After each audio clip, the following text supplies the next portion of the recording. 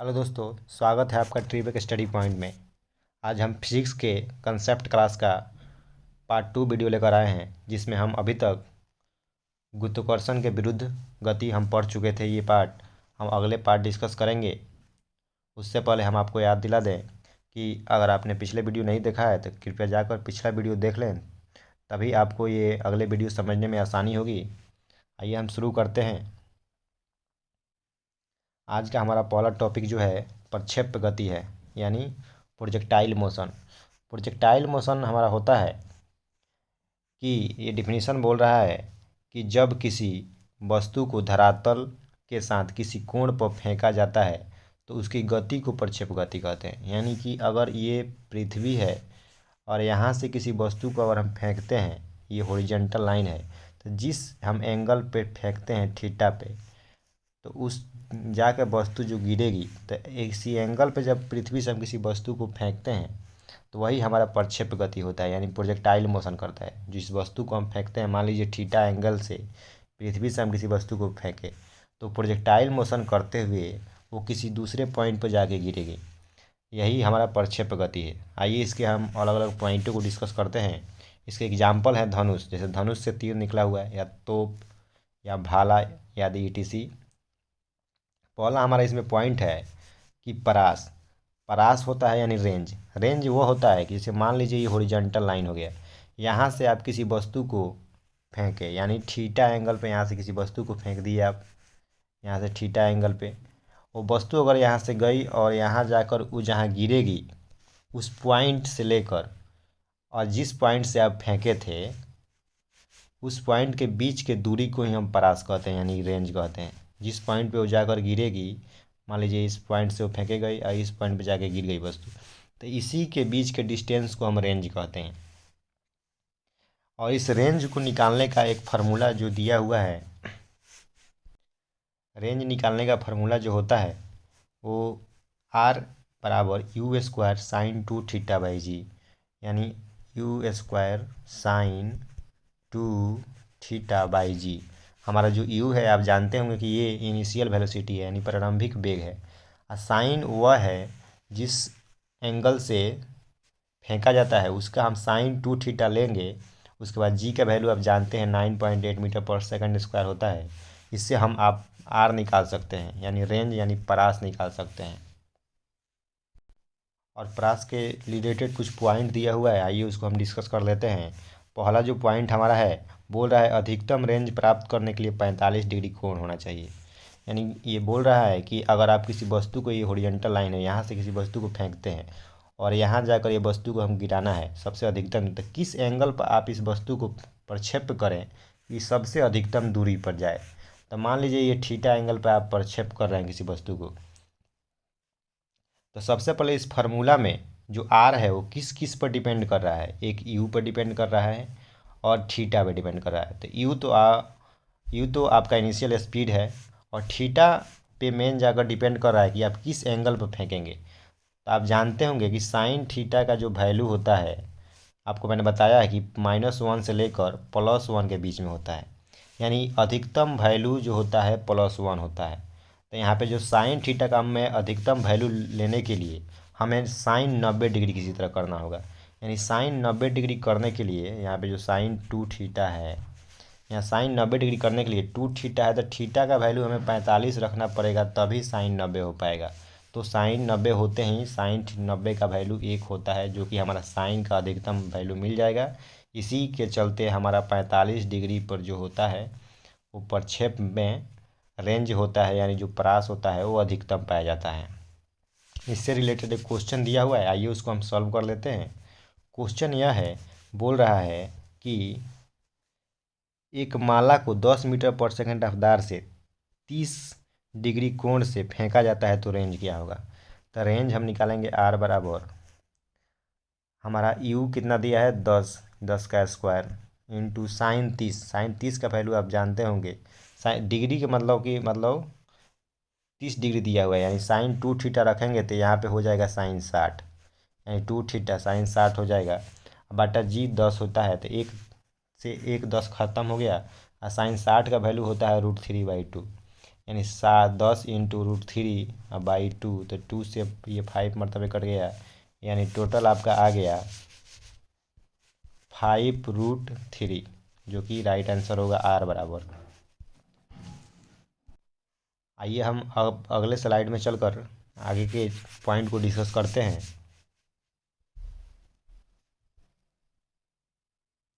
अगला हमारा इसमें पॉइंट है टाइम ऑफ फ्लाइट, यानी जैसे कि अभी आपको मैंने बताया कि अगर हॉरिजॉन्टल लाइन पर वस्तु को थीटा एंगल पर आप फेंकते हैं तो जितने देर एयर में होगी यानी हवा में होगी, तो कितने देर हवा में होगी उसका समय निकालने के लिए हम इस टाइम ऑफ फ्लाइट के फार्मूला का यूज करते हैं। हमारा जो फार्मूला यहाँ पे है टी बराबर यानी समय बराबर 2u साइन थीटा बाई जी। तो इस फार्मूला के माध्यम से आप समय निकाल सकते हैं कि वस्तु कितने देर हवा में रही। जो क्वेश्चन एक दिया हुआ है उसका हम सॉल्यूशन कर लेते हैं। क्वेश्चन कह रहा है कि किसी वस्तु को 30 डिग्री के कोण पर 60 मीटर पर सेकंड से फेंका जाता है। तो हम टी बराबर निकालेंगे, जो 2 इंटू 60 दिया है यू का वैल्यू, और 30 डिग्री यानी साइन 30 डिग्री का वैल्यू होता है 1/2, और बाई 10 जो होता है वो जी का वैल्यू होता है। तो 0 से 0 कैंसिल, 2 से 2 कैंसिल, हमारा 6 सेकंड आ जाएगा हमारा टाइम ऑफ फ्लाइट, जिसे हम उड़ान काल के भी नाम से भी जानते हैं हिंदी में। तो ये हमारा 6 सेकंड आ गया। आइए अगला जो पॉइंट है एच मैक्सिमम का हम डिफिनीसन देखते हैं। एच मैक्सिमम होता क्या है, जैसे कि आपको मैंने बताया कि अगर ये हॉरिजॉन्टल लाइन है, आप यहाँ से किसी वस्तु को प्रक्षेप किए, तो जिस एंगल पे आप प्रक्षेप किए वो थीटा हो गया, और वस्तु जितनी दूरी पे जाके गिरी वो रेंज यानी परास हो गया, जिसे हम आर से डिनोट करते हैं। और वो वस्तु जितना समय लेगी हवा में रहने के लिए वो टाइम ऑफ फ्लाइट हो गया, यानी उड़ान काल हो गया। और महत्तम ऊंचाई उसे कहते हैं कि वस्तु जितनी मैक्सिमम हाइट पर पहुंचे, अगर किसी वस्तु को फेंके और धरती से वो जितना मैक्सिमम हाइट जिस पॉइंट पे होगा, उस पॉइंट से लेकर और हॉरिजॉन्टल के बीच में डिस्टेंस को ही कहते हैं, यानी अधिकतम ऊंचाई वो कितनी दूरी, अधिकतम ऊंचाई कितनी थी उसकी। तो इसके निकालने का फार्मूला जो होता है वो एच मैक्सिमम बराबर होता है you square sine square theta by 2g होता है। इस फार्मूला को याद रखिएगा, ये काफ़ी ज़्यादा इंपॉर्टेंट फार्मूला है, इससे न्यूमेरिकल आते ही आते हैं। तो आइए हम एक न्यूमेरिकल दिया हुआ है उसका हम सॉल्यूशन देख लेते हैं। बोल रहा है किसी वस्तु को 30 डिग्री कोण पर फेंका जाता है, यदि प्रारंभिक वेग 10 मीटर पर सेकंड हो तो अधिकतम ऊंचाई कितनी होगी। तो एच मैक्सिमम का हम फार्मूला अभी देखे हैं कि एच मैक्सिमम बराबर होता है कि यू स्क्वायर, यानी जो हमारा दिया हुआ है यू का वैल्यू वो 10 दिया हुआ है, यानी 10 का स्क्वायर इंटू 30, साइन 30 दिया हुआ है, तो साइन 30 का वैल्यू होता है 1/2, यानी 1/4 हो जाएगा ये। अब बाई हो जाएगा जी का वैल्यू 2 इंटू 10, तो एक 10 से एक 10 ख़त्म हो गया, ये 2 से 5 मरतबे चला गया, यानी 5/4 हमारा आ जाएगा एच मैक्सिमम का वैल्यू। आइए हम अब अगले स्लाइड में देखते हैं कि कौन से पॉइंट को हमको डिस्कस करना है। ये प्रक्षेप गति के 3 गो पॉइंट थे, तीनों पॉइंट आपको क्लियर हो गए होंगे आशा करता हूँ। अगला जो पॉइंट हमारा है बल। अब हम बल का डिफिनीसन देखते हैं कि बल का डिफिनीसन कह रहा है यहाँ पे कि बल किसी वस्तु की अवस्था में परिवर्तन लाता है या लाने की प्रयत्न करता है। हम डिफिनीसन इसका ऐसा समझेंगे कि मान लीजिए ये कोई वस्तु है, इस वस्तु के पोजीशन को अगर हम किसी बाहरी एजेंट के थ्रू हम इसके पोजीशन को बदलाव कर देते हैं या इसकी अवस्था को बदलाव कर देते हैं, वही हमारा जो बाहरी एजेंट यानी एक्सटर्नल एजेंट होता है वही बल होता है, यानी फोर्स होता है। यानी कोई वस्तु यहाँ पे है, अगर हम इसे किसी बाहरी एक्सटर्नल एजेंट द्वारा इस वस्तु को पोजीशन यहाँ ला देते हैं तो वही एक्सटर्नल एजेंट हमारा फोर्स होता है। तो आइए हम इसके डिफिनेशन को जो यहाँ पे स्लाइड में दिया हुआ है, बोल रहा है कि बल किसी वस्तु की अवस्था में परिवर्तन लाता है या उसके लाने का प्रयत्न करता है। और बल एक सदिश राशि है। सदिश राशि इसलिए है क्योंकि उसके पास मैग्नीट्यूड के साथ साथ डायरेक्शन भी होता है, इसी के कारण वो बल एक सदिश राशि है। अब बल का जो एसआई मात्रक होता है, बल का एसआई मात्रक न्यूटन होता है। एसआई मात्रक आपका उसका न्यूटन हो जाएगा, न्यूटन हो जाएगा। और सीजीएस मात्रक एक होता है, सीजीएस, वो होता है डाइन। ये दो मात्रक इंपॉर्टेंट है। एक सीजीएस में आप याद रखिएगा कि डाइन, और एसआई में न्यूटन याद रखिएगा। इन दोनों के बीच के एक रिलेशन भी होता है जो कि यहाँ पे दिया भी हुआ है कि 1 न्यूटन = 10 के पावर 5 डाइन। यानी अगर 1 न्यूटन आप रखते हैं तो उसका अर्थ होता है डाइन में 10 के पावर 5 डाइन। और आगे दिया हुआ है इसके संबंध में कि गति संबंधित न्यूटन के नियम, यानी अब गति के संबंधित न्यूटन के नियम, जो कि गति के संबंधित न्यूटन के 3 नियम है। हमारा जो पहला नियम है वह कहता है, पहला नियम को हम गैलीलियो का जो जड़त्व नियम है उस नियम से अभी हम रिलेट कर सकते हैं, क्योंकि दोनों नियम एक दूसरे के कॉम्प्लीमेंट्री ही हैं, मतलब सेम ही हैं। गैलीलियो का जड़त्व या न्यूटन का फर्स्ट नियम। न्यूटन का फर्स्ट नियम यह कहता है कि अगर कोई वस्तु रेस्ट में है तो रेस्ट में ही रहना चाहिए जब तक ले उस पे कोई बाहरी बल कार्य करे ना करे और उसे उसकी अवस्था को बदलने की कोशिश ना करे। या अगर कोई वस्तु मोशन में है तो मोशन में ही रहना चाहेगी जब तक कोई बाहरी बल उस पर कार्य करके उसके स्थिर ना कर दे, यानी रेस्ट में ना ला दे। ये कहता है न्यूटन का फर्स्ट नियम। और गैलीलियो का जड़त्व नियम क्या कहता है, आइए समझते हैं। कि गैलीलियो का जड़त्व नियम यह कहता है कि अगर कोई वस्तु है और इस वस्तु को अवस्था को अगर आप बदलना चाहते हैं, यानी इसके पोजीशन या अवस्था को बदलना चाहते हैं, तो कोई भी वस्तु का अगर आप अवस्था या पोजीशन बदलेंगे तो वस्तु अवस्था पोजीशन बदलने वाले फोर्स का अपोज करेगी, यानी रोकेगी। वह वस्तु चाहेगी कि उसका अवस्था ना बदले, ना ही उसका पोजीशन बदले। तो वही अपोजिशन को ही हम जड़त्व का नियम कहते हैं। अगर कोई वस्तु अपनी अवस्था को बदलने में अपोजिशन कर रही है, रोक रही है, उसी कंडीशन या उसी विरोध को ही हम जड़त्व के नाम देते हैं। जड़त्व जो होता है द्रव्यमान का डायरेक्टली प्रोपोर्शनल होता है, यानी अगर आप जितना ही भारी वस्तु होगी उतना ही उसका जड़त्व अधिक हो गया। यानी अगर 10 किलो की वस्तु है तो जड़त्व जो होगा वो 15 किलो की वस्तु में जड़त्व ज़्यादा होगा। यानी द्रव्यमान के साथ साथ जड़त्व भी बढ़ता है। जड़त्व जो होता है वो जड़त्व 3 प्रकार का होता है। भले ही स्लाइड में 2 प्रकार का दिया हुआ है, लेकिन जड़त्व 3 प्रकार का होता है। एक जो होता है मोशन की वजह से, यानी गति की वजह से, दूसरा जो होता है रेस्ट की वजह से, और तीसरा जो होता है डायरेक्शन की वजह से। यानी 3 होता है। यहाँ पे स्लाइड में 2 ही दिया हुआ है, लेकिन आपको हम 3 करा देते हैं कि तीनों होता क्या है।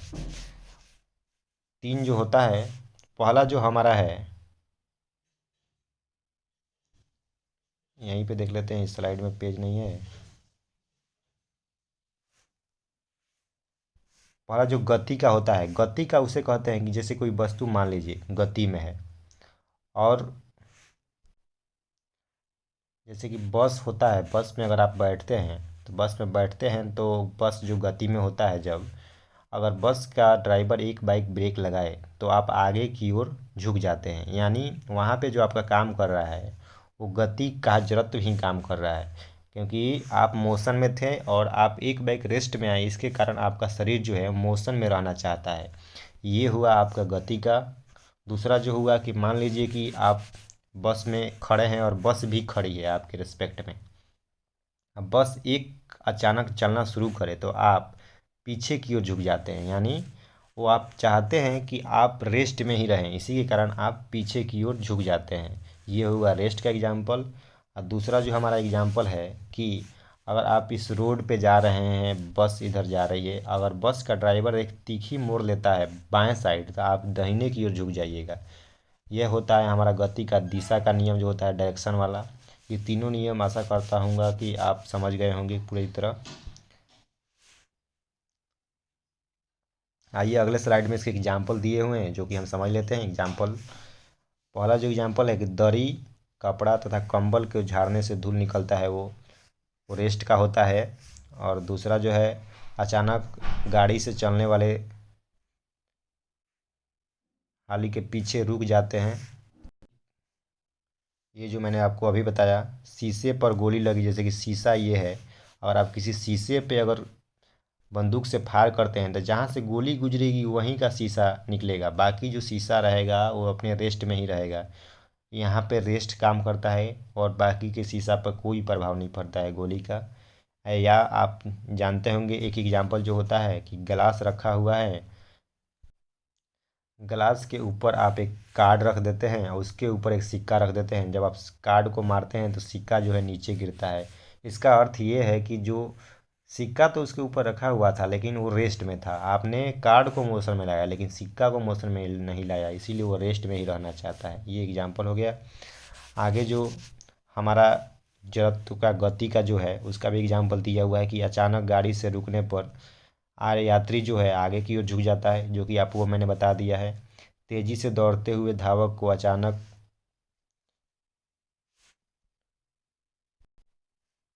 यहाँ पे दिया हुआ है कि तेजी से दौड़ता हुआ धावक अचानक नहीं रुकता, क्योंकि अगर कोई आदमी दौड़ रहा है तो वो चाहता है कि वो मोशन में रहे, इसलिए अचानक वो नहीं रुक सकता है। ये दूसरा एग्जाम्पल हुआ।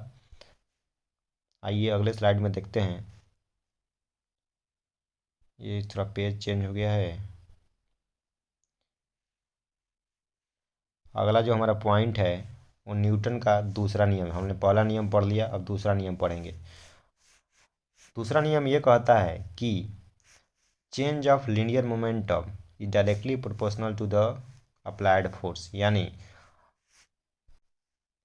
कि आप संवेग में परिवर्तन, संवेग में जितना परिवर्तन होता है, संवेग का फॉर्मूला जानते होंगे एम भी होता है। संवेग में परिवर्तन के दर को ही हम फोर्स कहते हैं, जो कि उसी डायरेक्शन में हो जिस डायरेक्शन में फोर्स लगा लगा हुआ है। तो जो एम भी हुआ वो माइनस एम यू, ये जो हमारा एम भी है वो फाइनल मोमेंटम है, ये हमारा इनिशियल मोमेंटम है।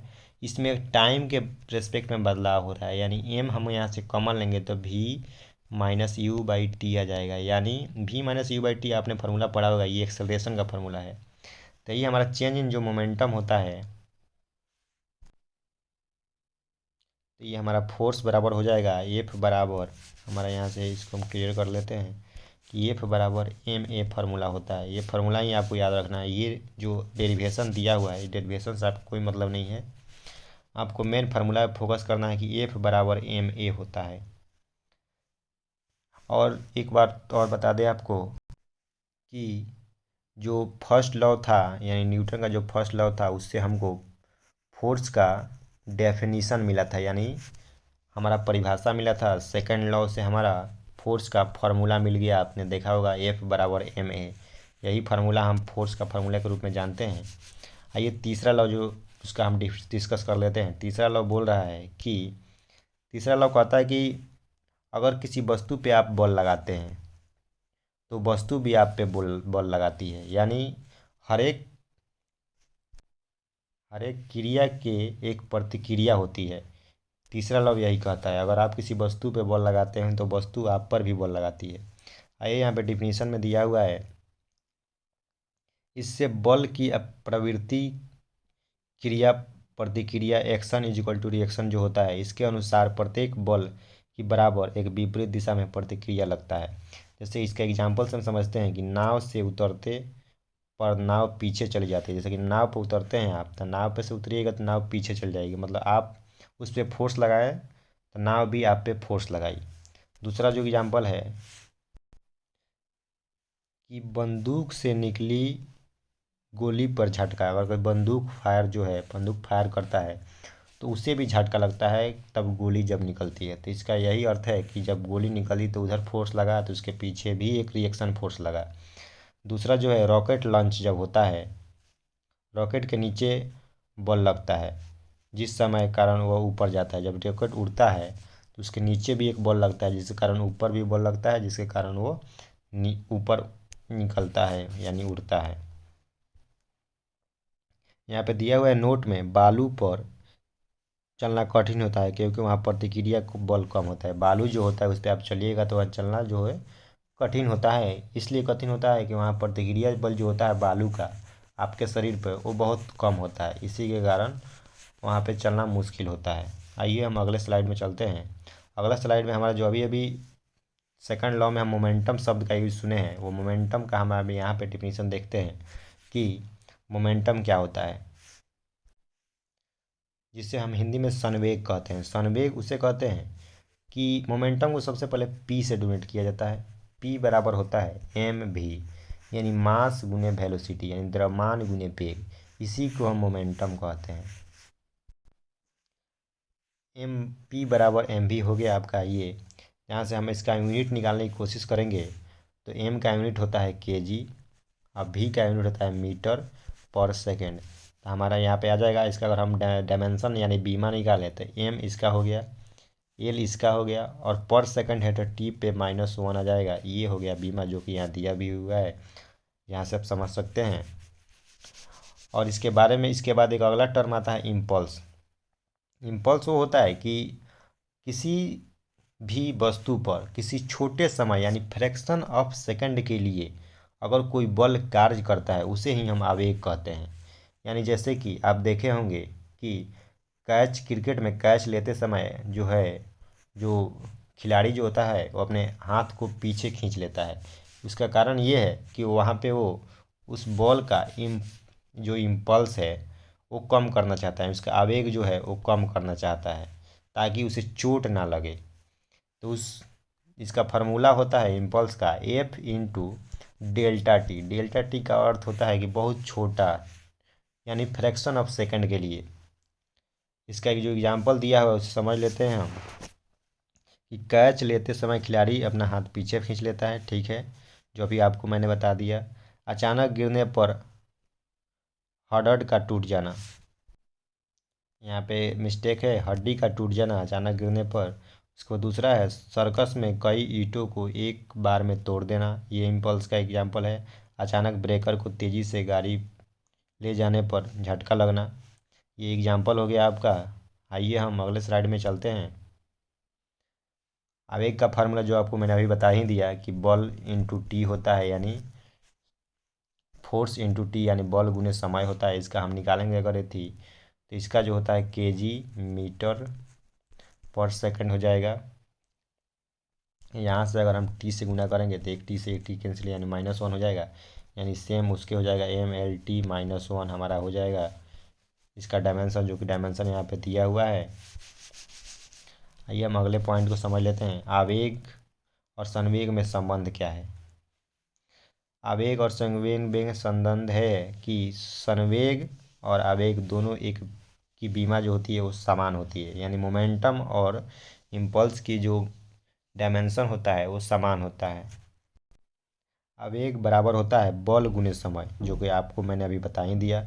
बल का फॉर्मूला यहाँ पे m इंटू ए हो जाएगा, यानी मास गुने एक्सेलरेशन हो जाएगा, बराबर इंटू टी हो जाएगा। और यहाँ से अगर हम इसको चेंज कर रहे हैं कि एक्सेलरेशन को, तो v2 माइनस v1 लिख दिया, बाई टी लिख दिया, इंटू टी, तो टी से टी कैंसिल हो जाएगा यहाँ पे। तो आपका आ जाएगा m v2 minus m v1 आ जाएगा आवेग बराबर। इसका अर्थ ये हुआ कि आवेग जो होता है संवेग में परिवर्तन के दर को, तो यहाँ से क्वेश्चन ये पूछता है कि संवेग में परिवर्तन के दर को क्या कहते हैं, तो उसे ही हम आवेग कहते हैं, यानी इम्पल्स कहते हैं। संवेग में परिवर्तन को दर को हम इम्पल्स कहते हैं। ये क्वेश्चन है, आइए उसका हम सलूशन देखते हैं। यहाँ पे बोल रहा है 60 kg का एक स्कूटी 40 मीटर पर सेकंड की रफ्तार से चल रहा है, तो संवेग क्या होगा। तो संवेग का सीधा फार्मूला आप जानते होंगे कि मास इंटू वेलोसिटी होता है, यानी 60 इंटू 40 हम कर देंगे तो यहाँ पे हमारा जो आ जाएगा 2400 जो होगा वो हमारा राइट आंसर हो जाएगा। आइए हम अगले स्लाइड में चलते हैं। यहाँ पे अगला जो पॉइंट है हमारा संवेग संरक्षण। संवेग संरक्षण सब समझते हैं, जैसे कि अगर कोई दो वस्तु एक दूसरे में अगर टक्कर लेती है तो इसका संवेग जो है वो संरक्षित रहेगा, यानी नहीं बदलेगा। संरक्षित का अर्थ यहाँ पे है कि वो बदलेगा ही नहीं, यानी दोनों का मोमेंटम जो होगा वो सेम रहेगा।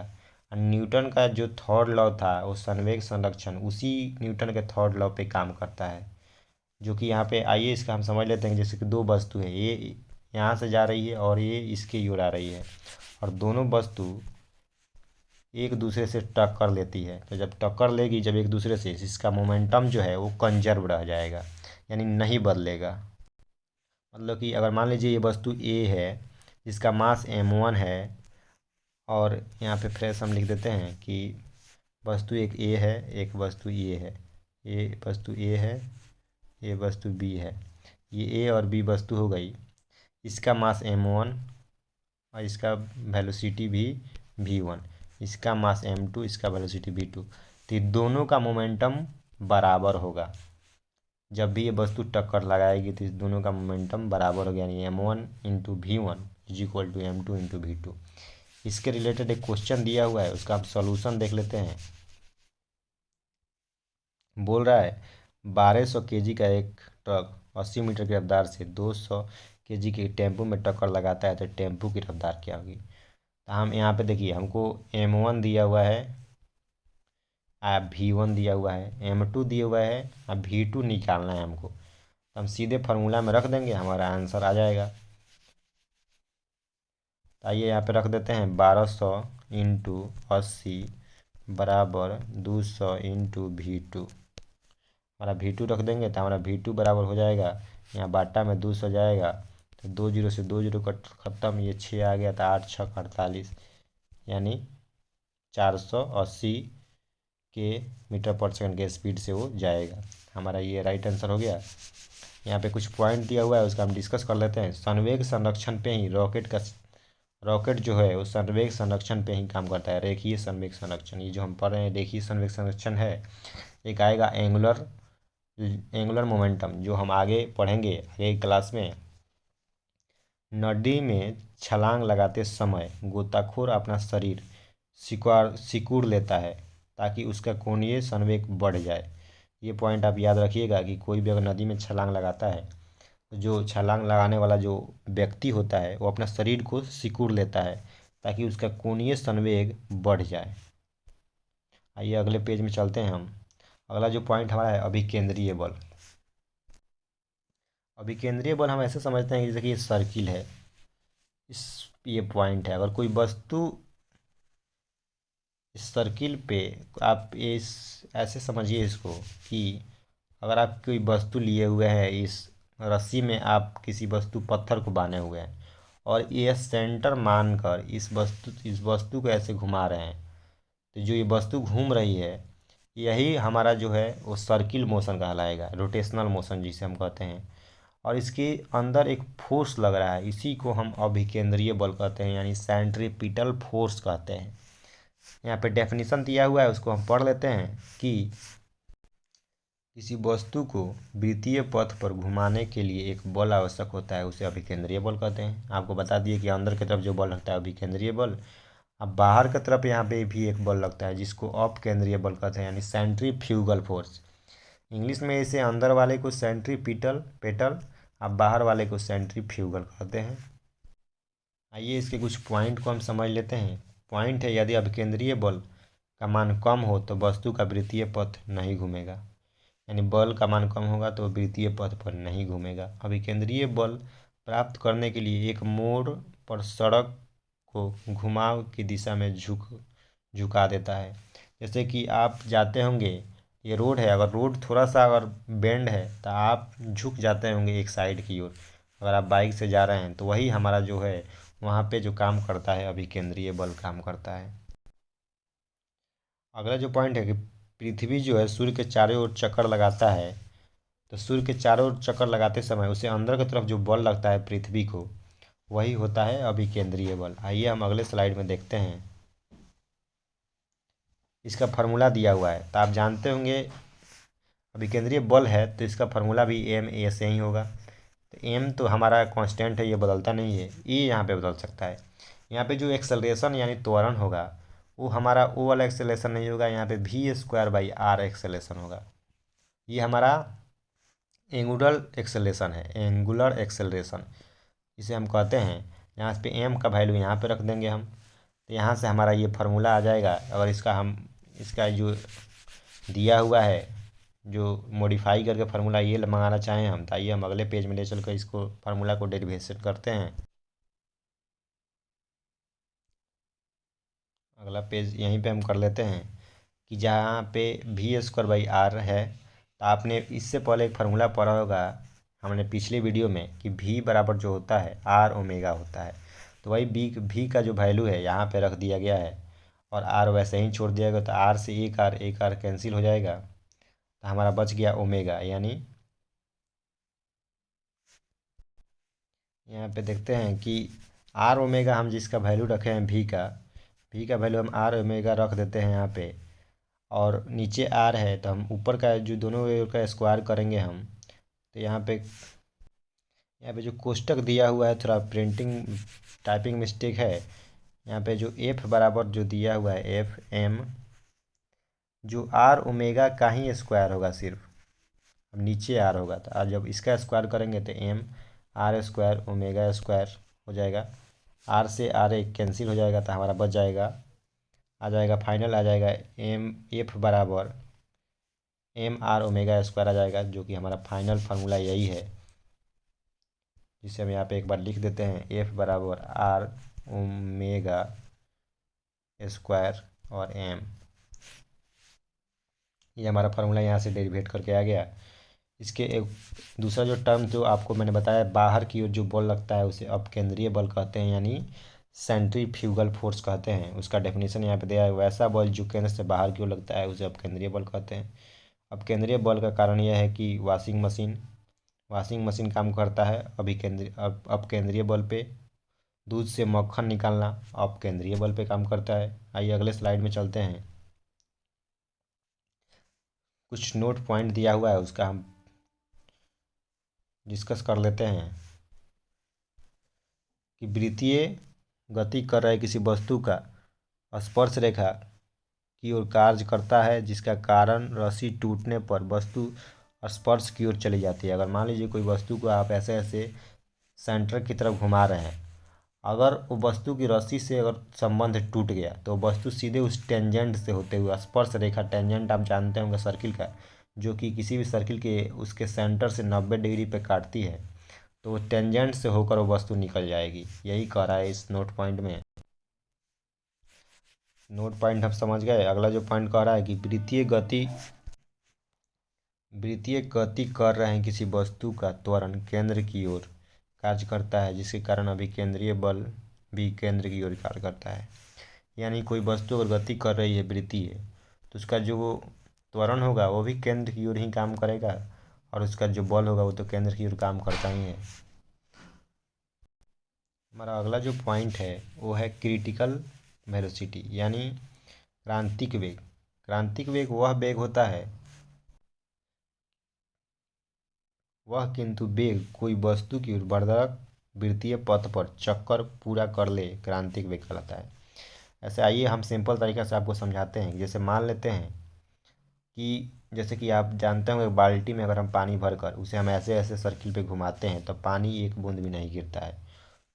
तो हम किस स्पीड पे घुमाएं उसको कि पानी एक बूंद भी ना गिरे, वही वेग को हम क्रिटिकल वेलोसिटी के नाम से जानते हैं, यानी क्रांतिक वेग के नाम से जानते हैं, जिसका फार्मूला होता है VC, यानी क्रिटिकल वेग बराबर √R(g).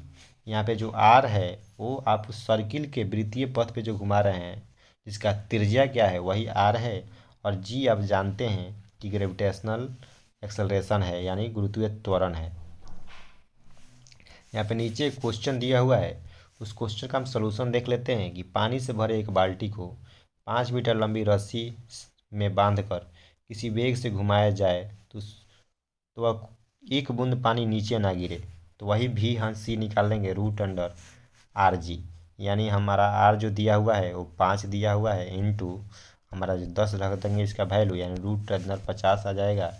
इसको हम अगर बाहर निकालेंगे रूट से तो √2 आ जाएगा। 5√2 हमारा जो होगा वो वेग होगा, यानी VC होगा। इसी के साथ दोस्तों हम आप आज का वीडियो समाप्त करते हैं। अगला वीडियो लगातार हम ला रहे हैं। अगला जो इसके बाद जो भी टॉपिक या पॉइंट पढ़ना है उसका वीडियो कल आएगा। तब तक के लिए जय हिंद, जय भारत।